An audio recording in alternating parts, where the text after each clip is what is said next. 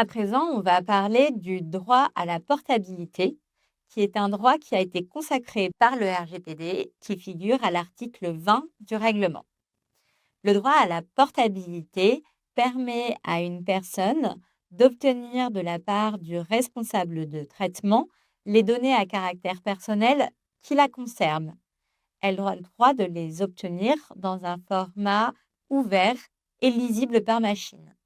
Donc, elle peut demander à ce que ces données à caractère personnel lui soient directement envoyées, communiquées, transférées dans un format ouvert afin de pouvoir communiquer elle-même ces données à caractère personnel à un autre responsable du traitement. Mais la personne concernée peut également demander au responsable du traitement qu'il communique directement à un autre responsable du traitement les données à caractère personnel qui la concernent. Par exemple, je veux changer de prestataire parce que mon prestataire ne me convient plus.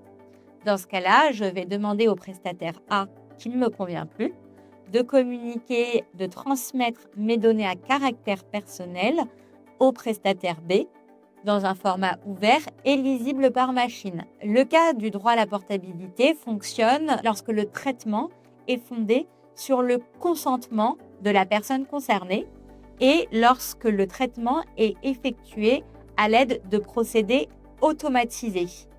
Dans ces cas-là, le responsable du traitement, l'organisme, fera droit à la demande de portabilité de la personne concernée et lui transmettra les données à caractère personnel, soit directement à elle pour qu'elle les transmette à un autre responsable du traitement, ou alors elle les transmettra directement à un autre responsable du traitement si la personne concernée en a fait la demande.